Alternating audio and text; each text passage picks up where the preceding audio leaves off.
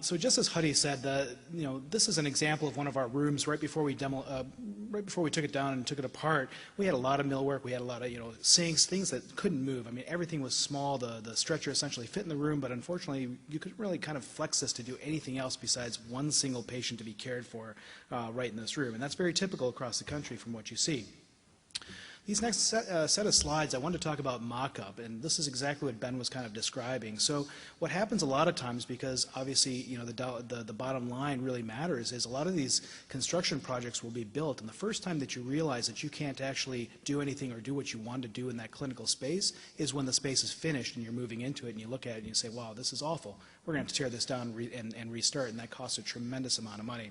This was our project for the Emergency Critical Care Center, and what we ended up doing was we asked the institution to mock up everything that we had spent a couple years designing and putting down onto paper. And once we actually had the mock-ups up and running, we pulled in all the furniture that we could get in there, and we looked at it and we said, well, what are we going to do in these rooms? It's a critical care unit, so we're going to be intubating patients, and one of the physicians that was touring the space said that and said, well, how am I going to do that? So everything stopped. We pushed the stretcher to where it had to be so you could get up to the head of the bed, and we realized to intubate a patient in this room that we thought had the ultimate design, you would have to stick their feet out into the hallway to intubate them and then pull the patient back into the room once you were done with the procedure. So that was clearly a non-negotiable item. We had to go back to the drawing board and fix things. But what this allowed us to do was bring that multidisciplinary team through here, take a look at exactly what we were designing, and make a determination of if it was functional or not.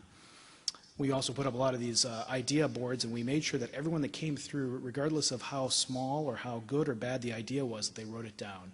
And this was a great idea at the end of the day. What it really taught us was, number one, it was a tremendously good idea, and number two, it really empowered the care teams. It made everyone inclusive, and everyone understood what the project was going forward. They realized that the ideas that they had were actually being actioned upon, and the drawings were changing based on that.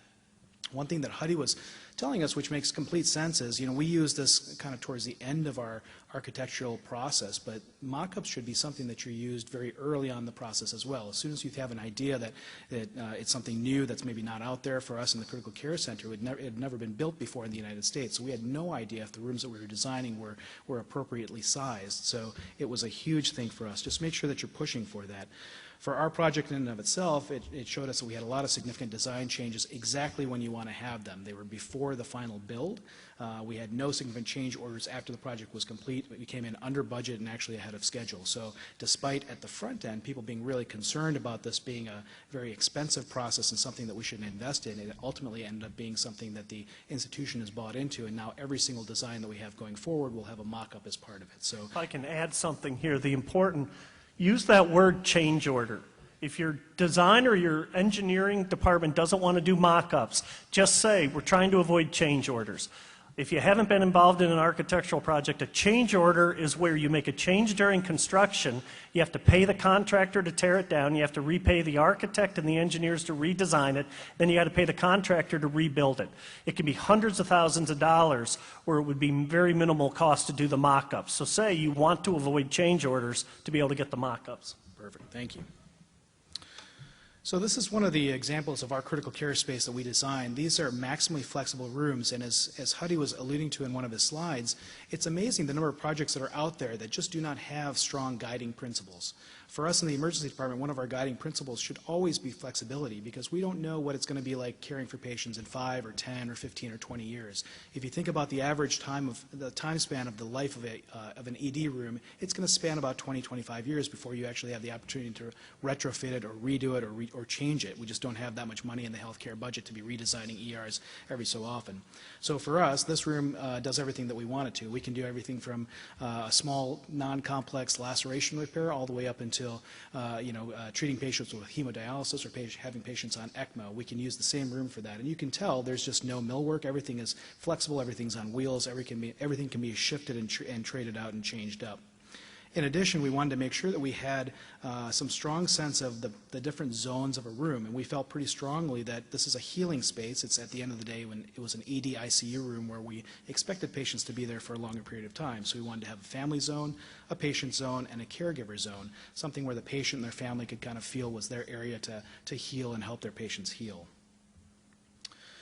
You can't turn on the news these days without seeing the next mass casualty or the disaster or the next virus that's coming down the pipeline. So it becomes important as we're designing these spaces again to have that flexibility in mind.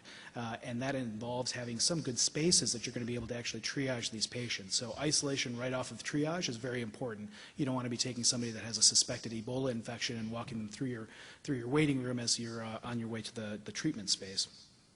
There are many places that will utilize outdoor expandable space, just very forward-thinking structures that have, awnings with power and heat and water for mass casualty incidents outside. Some non-traditional spaces, such as hospital waiting areas or with gas and power in the pillars. There was a very good example of that in Rush Medical Center in Chicago that just came online, where they will utilize their waiting or their hospital waiting areas if they need to in the mass casualty event.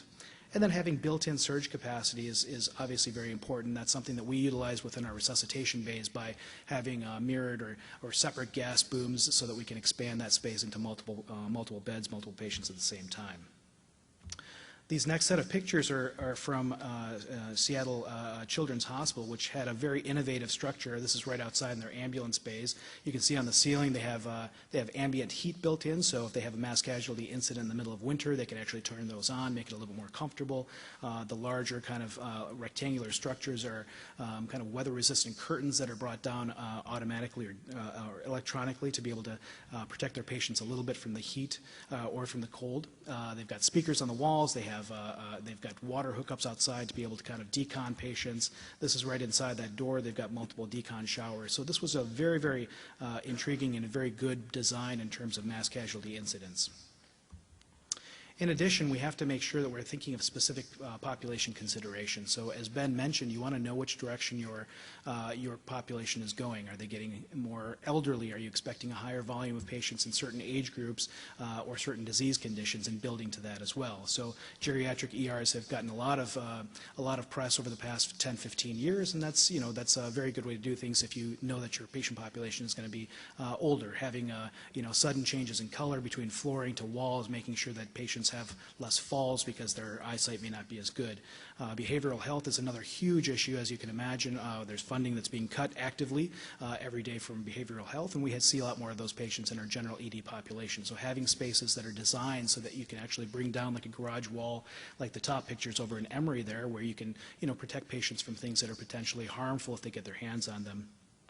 And then ED-based ICUs. Obviously, at the university, we have an ED ICU, which is the first of its kind in the country, and it's something that we believe in will be kind of a design going forward for many academic medical centers. Just with the acuity of illness and boarding times being an issue, we expect to see more and more of those patients and treat them aggressively in the ED. So building in space that's designed for that is important as well.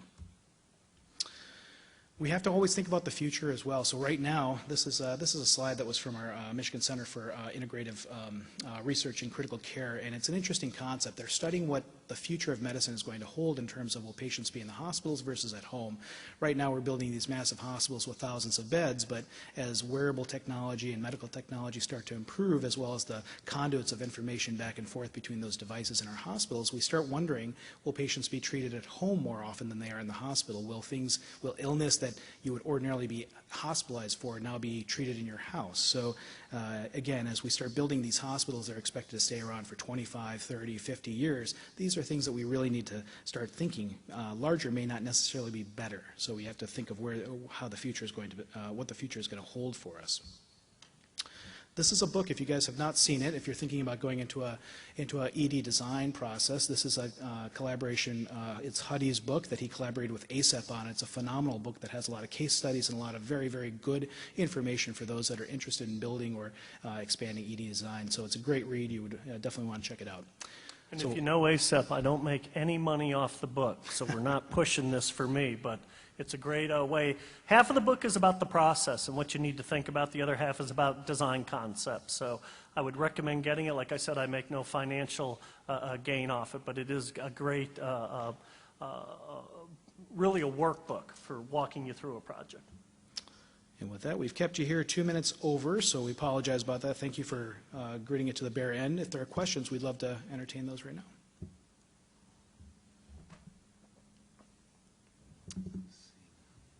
Must be happy hour. That's right. Thanks again, everyone.